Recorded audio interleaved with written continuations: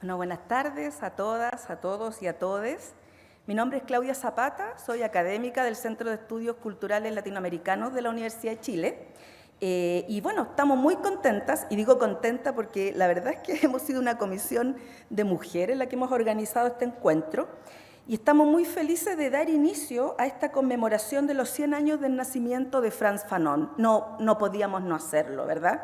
En un año en que también tenemos otros centenarios relevantes, como el de Patrice Lumumba y Malcolm X. Así que quisiera precisarlo, aunque nosotros nos vamos a concentrar en el señor de Martinica.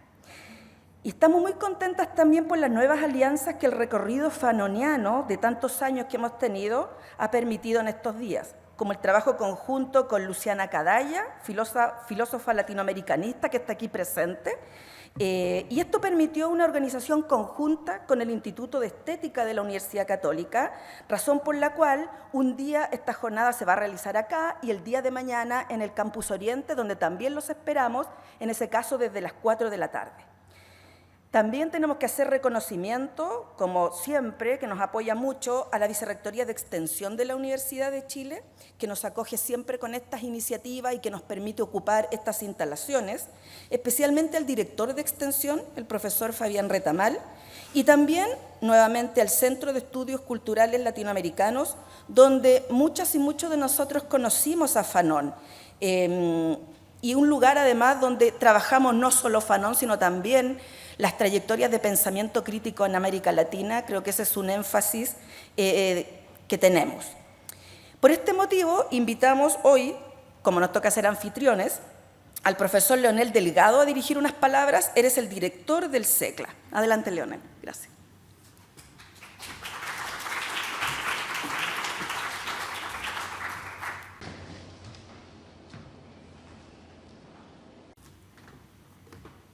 Buenas tardes, estimados, estimadas, invitados, invitadas, internacionales, académicos, académicas, amigos y amigas, público en general.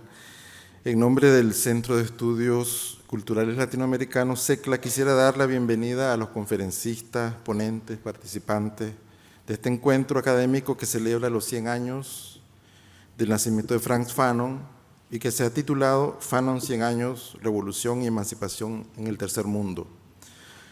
Quisiera felicitar a la profesora Claudia Zapata de la Universidad de Chile y a la profesora Luciana Cadaya de la Pontificia Universidad Católica por la organización de este, que es sin duda un justo y necesario homenaje a Fanon. A través de los años nos hemos ido encontrando con diversas utilizaciones del legado de Fanon, desde los usos caricaturescos que en el auge neoliberal de los años 90 prohibían la lectura del martiniqués como parte de un archivo vergonzante del idiota latinoamericano. Se recordará el panfleto suscrito por Plinio Puleyo Mendoza, Carlos Alberto Montaner y Álvaro Vargas Llosa, hasta los usos poscolonialistas urgidos por el choque o por la asimilación de la teoría anticolonial con lo que se llamó postestructuralismo.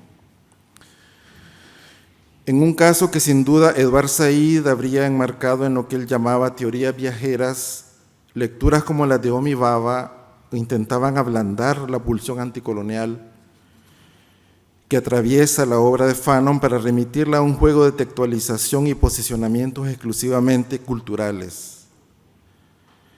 Allí donde había un cuerpo marcado por la raza, encontrábamos quizá algo meramente somático o sintomático que no lograba articular la emancipación. Se trataba de versiones, bien sea de un neoderechismo muy en sintonía con el estado moral de la política actual en el mundo, o bien de cierta desposesión política que tomaba la cultura como último reducto más o menos revulsivo en un mundo uniformado por la globalización y el filo de la historia, y el fin de la historia, el ya así llamado fin de la historia. Sin embargo, son las continuidades del colonialismo y el imperialismo que han dominado el cuarto de siglo que llevamos ya del siglo XXI, las que nos alertan sobre la actualidad y potencialidad del pensamiento de Fanon. Bastará con mencionar el genocidio que comete en la actualidad el Estado de Israel en contra del pueblo palestino para apuntar a una actualidad que reactiva y lleva a repensar el pensamiento de Fanon.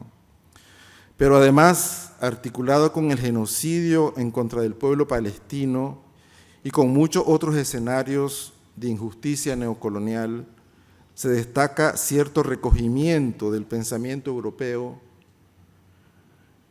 dentro de sí mismo. Cierta incapacidad para pensar lo colonial es una continuidad que se evidencia en autores más o menos importantes. Entre otros, Giorgio Agamben, quien ha escrito recientemente que, cito, el elemento político genuino consiste justamente en esa incomunicable y casi ridícula clandestinidad de la vida privada. Fin de la cita.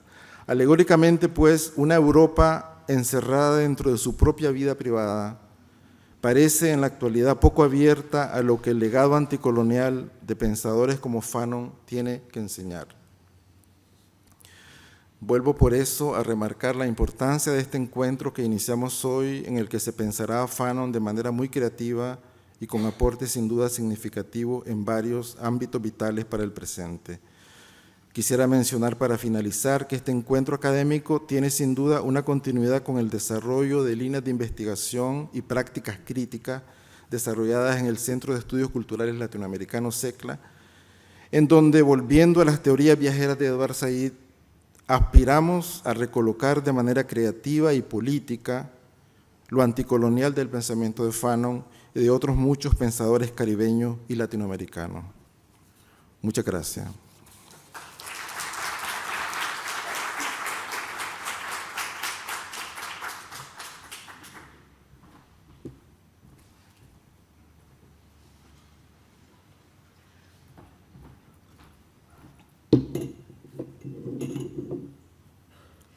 Gracias, director.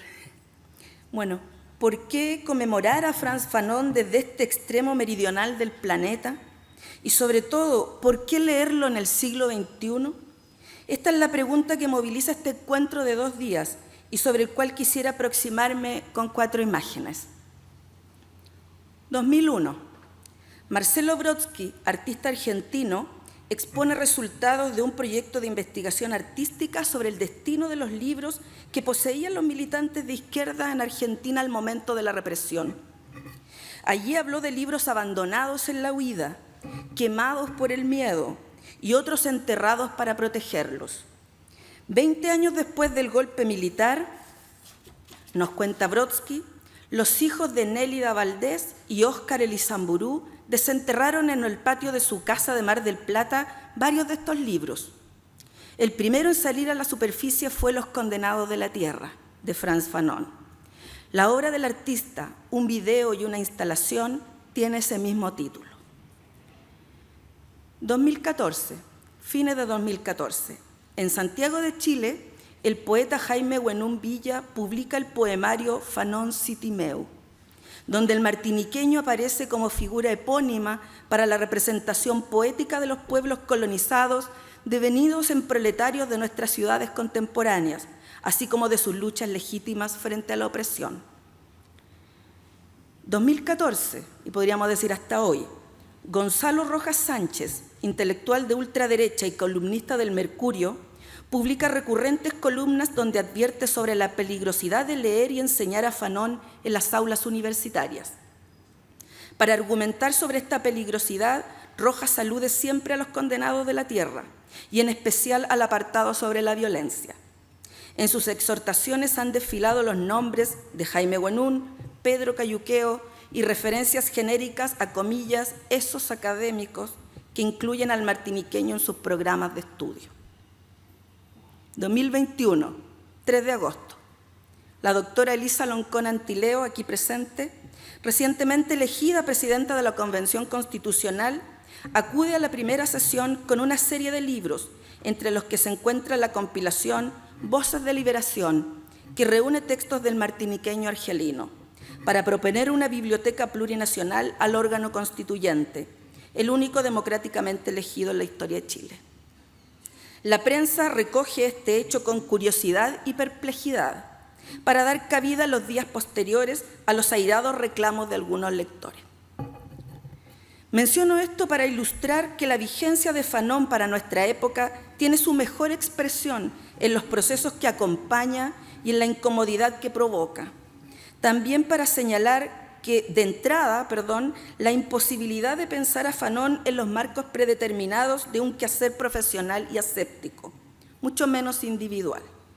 En este sentido, corresponde declarar en qué consiste la mirada política de esta conmemoración, considerando el boom de los estudios sobre Fanon en las últimas décadas, al que aludía también el profesor Delgado, encabezado por las universidades del hemisferio norte, que explica ese ejercicio de alquimia por el que hoy existe un Fanon postcolonial, decolonial, descolonial, poshumanista, posmoderno y quizás cuantos más.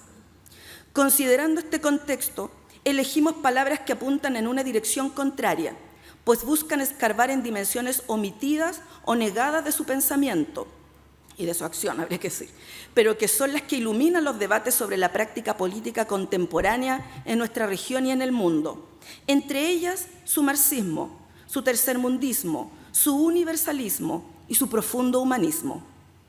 En síntesis, el Fanon de todos sus escritos, incluidos aquellos que han sido excluidos de estas apropiaciones, como el año quinto de la Revolución Argelina y los condenados de la tierra. Por eso, cuando hablamos de revolución, emancipación y tercer mundo, anticipamos una disputa con estas lecturas hegemónicas que han descontextualizado e higienizado su figura. Y cuando evocamos la palabra emancipación, referimos también la imaginación que marcó el pensamiento y la acción de Fanon, su capacidad para pensar un orden mundial sin colonialismos ni falsos humanismos, así como la desracialización de las luchas emprendidas por los pueblos avasallados. Con esto apuntamos a la imaginación política de toda una época, que levantó naciones donde éstas estaban negadas, que refundó estados hasta entonces secuestrados por esas castas de dientes afilados, como llamó el propio Fanon a esos remedos de burguesía que insisten en apropiarse de todo aquello, haciendo posible la interrogación de nuestra memoria revolucionaria, que evoca esa época solo a partir de las insurrecciones de gente blanca, como el Mayo 68 de París, excluyendo esa gran marea de color, como llamó Malcolm X, a las insurrecciones de los pueblos colonizados y racializados.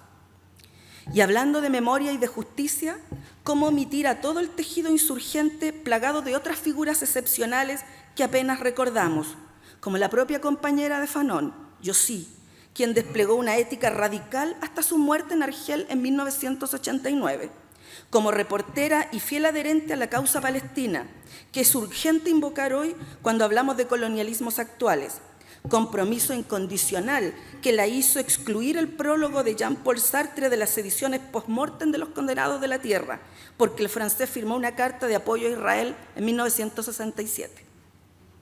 Y volviendo a la pregunta inicial, ¿por qué invocar desde aquí y de manera tan insistente el pensamiento de un antillano que estudió en Francia, trabajó en Argelia y combatió su gobierno colonial desde Túnez?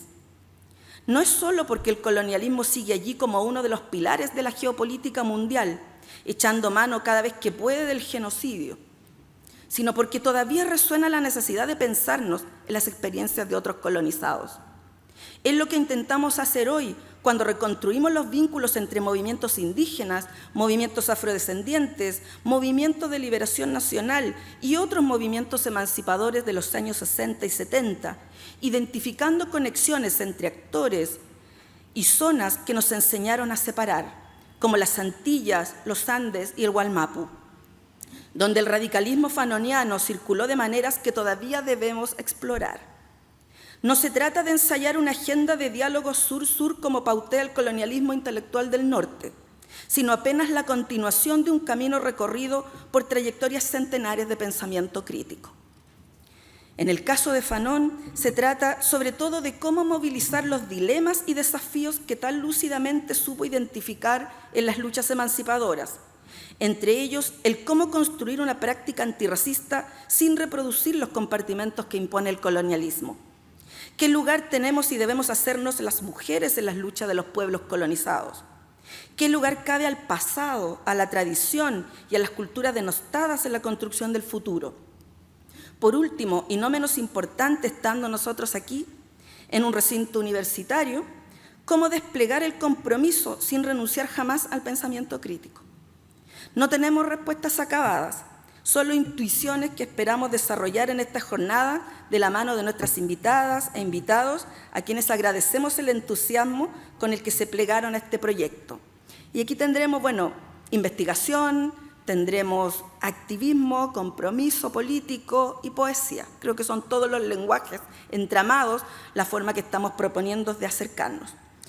Entonces, bueno, vamos a partir, ya sin dilatar más esto, vamos a partir con una primera mesa, panel titulada Estética y Política en el Tercer Mundo, que va a ser moderada por Catalina Díaz, que es parte de otro espacio aliado desde hace ya casi una década, que es el preuniversitario feminista y popular Mara Rita, que está aquí en esta casa central, donde hace unos días tuvimos un encuentro con Amanda Hurtado, que viene invitada también a esta jornada, y el colectivo, la organización Heritage, a que también saludamos, que tienen algunos integrantes aquí. Así que te damos el paso, Catalina, quedas dueña de la testera.